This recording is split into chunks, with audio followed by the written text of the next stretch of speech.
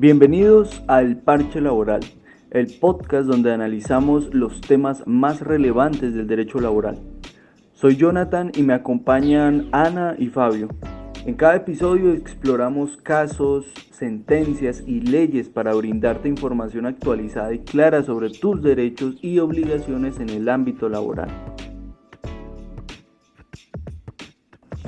En esta ocasión hablaremos sobre la capacidad de elegir socios que cumplan con las leyes de trabajo decente, un tema relevante que nos trae la sentencia de la Sala de Casación Laboral 1453 del 2023, un tema interesante y novedoso del cual muy pocas veces escuchamos hablar, que nos permitirá comprender mejor cómo se aplican las leyes laborales en situaciones reales.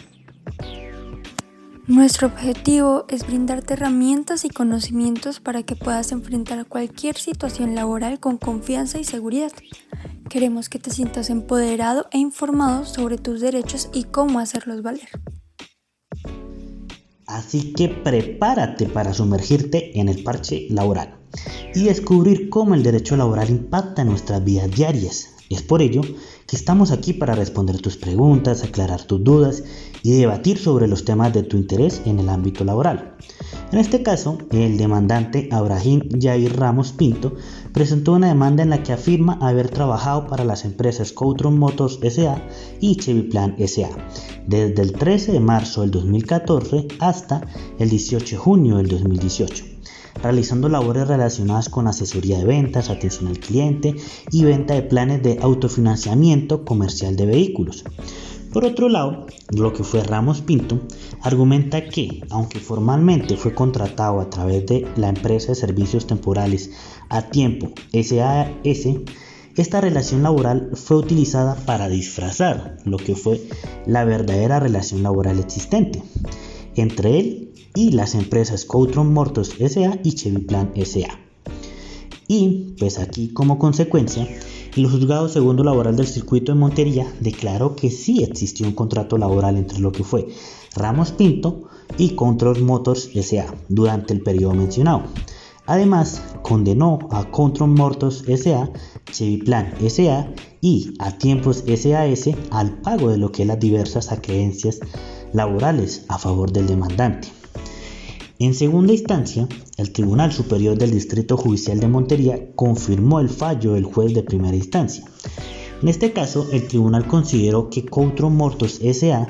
era el verdadero empleador de Ramos Pinto, ya que éste trabajó para ellos por más de un año en calidad de trabajador en misión. Además, se estableció que Cheviplan S.A. era solidariamente responsable de las obligaciones laborales. Gracias, Fabio, por darnos una introducción a los hechos de esta sentencia, pues establece unos parámetros y conceptos muy interesantes. Primeramente, nos habla sobre la estipulación de la sociedad, señalando que es importante, ya que gracias a lo que ellos te proporcionan, tú puedes otorgar a tus clientes el servicio o productos que ellos esperan. Por ende, es esencial para el éxito de las empresas y la entrega de productos y servicios de alta calidad el estipularlo, logrando fomentar la colaboración, confianza y eficiencia, lo que a su vez beneficia a ambas partes y contribuyen a la satisfacción del cliente y el crecimiento del negocio. Por otra parte, nos señala que el objeto social de la sociedad es fundamental para el buen funcionamiento de sus finanzas, ya que en el presente caso, el no dar por demostrado que el demandante efectivamente ejecutaba el objeto social de Coutron Motors S.A., concluye que es el de venta de vehículos y no de Cheviplan S.A., que es el de administración de recursos financieros. Con ello, dejamos en claro que es sumamente importante tener en cuenta el servicio que se brinda. Y a ello se les suma la siguiente pregunta dentro de la figura empresarial: ¿quién responde solidariamente? Pues a ello debemos decir que responde solidariamente cuando el contratista guarde relación con las actividades principales de la empresa contratante o aquellas la caracterizan, que son parte del giro común o núcleo de sus negocios, según consta en el objeto social. Y justo por eso, además de determinar quién responde solidariamente, se debe establecer las actividades correspondientes y obligatorias para materializar el registro de la sociedad. Excelente, Ana, pero a ello debemos hablar de las figuras y conceptos novedosos que trae la sentencia sobre la capacidad de elegir socios que cumplan con las leyes de trabajo decente. Y es que en la sentencia citada se reafirma la responsabilidad solidaria de los empleadores contratantes para garantizar el cumplimiento de las obligaciones laborales a lo largo de las cadenas productivas, como ya se había hecho en las sentencias de la Sala Laboral 3774 del 2021 y 845 del 2021. Inclusive hay un pronunciamiento sobre el tema por parte de la Corte Constitucional en la sentencia de tutela 889 del 2014. Asimismo, la sentencia destaca que las empresas contratantes tienen la capacidad de influir en el comportamiento de sus socios comerciales y establecer mecanismos de selección, seguimiento y evaluación para asegurar así el cumplimiento de las leyes laborales. Esto implica que las empresas líderes o principales deben celebrar acuerdos con empresas socialmente responsables y que estén en condiciones de satisfacer los estándares de trabajo decente. Bueno, compañeros, creo que estamos dejando de lado lo novedoso de la sentencia, que es saber cuál es la jurisprudencia relacionada con el tema de la responsabilidad solidaria en asuntos laborales.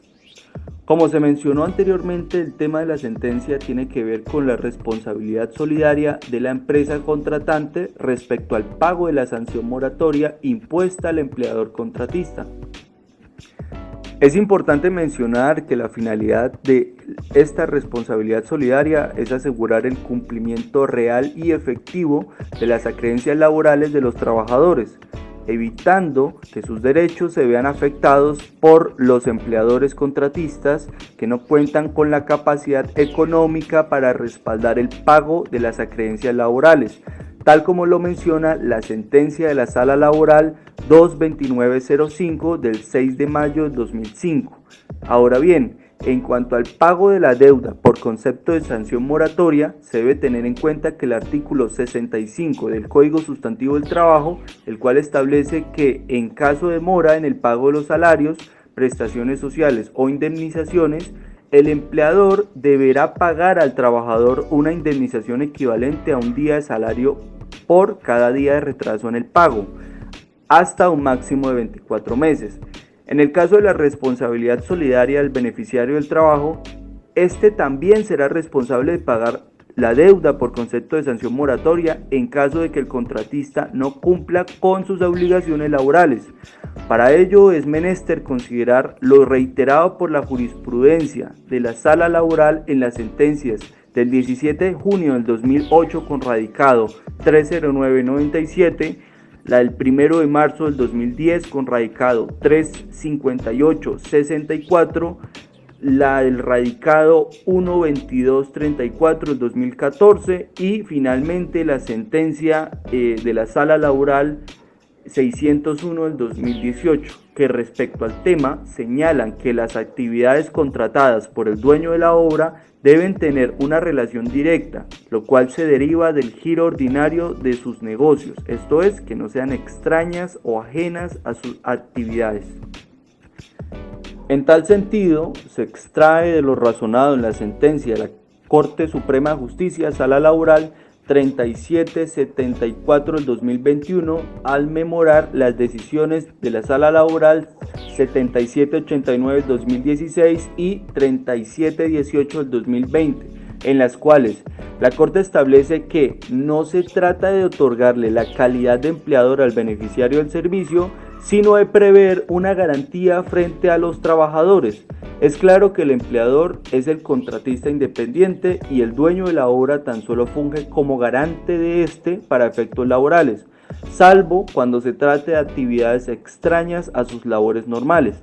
Es decir que, con base en el artículo 34 del Código Sustantivo del Trabajo, para que proceda la solidaridad del contratante frente a su contratista, debe ser beneficiario de la obra o del servicio contratado, y que las actividades ejecutadas por el contratista a favor del contratante no traten de labores extrañas a las actividades normalmente desarrolladas por esta última. Se debe tener en cuenta que no solo se observa el objeto social del contratista, sino en concreto que la obra se haya ejecutado o el servicio prestado al beneficiario o dueño de la obra no constituyan labores extrañas a las actividades normales de la empresa o negocio de éste, en cuyo análisis cumple un papel primordial la labor individualmente desarrollada por el trabajador, tal como lo mencionan ya las sentencias anteriormente referenciadas. Es decir, que las actividades contratadas deben ser afines con las labores propias y ordinarias por parte del contratante, y tratándose de solidaridad, no basta que la actividad desarrollada por el contratista independiente cubra una necesidad propia del beneficiario, se requiere que la labor constituya una función normalmente desarrollada por éste, ya que si el objeto social del contratante no está relacionado con el giro o la actividad del contratista independiente, ni hay afinidad entre ellas, pues no se configura la solidaridad, pues no basta con que se cubra cualquier necesidad del beneficiario, sino que se requiere que se trate de una función que corresponda al giro ordinario de sus negocios. Por tal razón, para que surja la responsabilidad solidaria del beneficiario, no es suficiente con que la actividad desarrollada por el contratista independiente cubra una necesidad propia del beneficiario, sino que aquella constituya una función directamente vinculada con la ordinaria explotación de su objeto social, tal como lo acota la sentencia de la Sala Laboral de la Corte Suprema de Justicia 1-4692 del 2017. Ahora bien, vale la pena aclarar que para la Corte no implica que las actividades normales de la empresa o de la dueña de la obra y de la actividad prestada por el contratista y el trabajador deban ser iguales y estar insertas en el objeto social de la primera, pues conforme lo ha decantado la jurisprudencia, para que opere la garantía se requiere únicamente que exista relación, conexidad o complementariedad entre las actividades propias y ordinarias del empresario beneficiario del servicio o dueño de la obra y las ejecutadas por el contratista y sus trabajadores.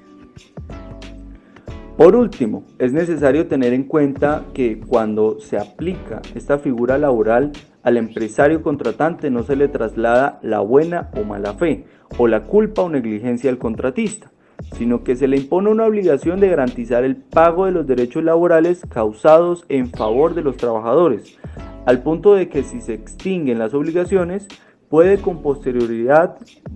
subrogarse en la acción del acreedor, como lo dispone el artículo 1579 del Código Civil.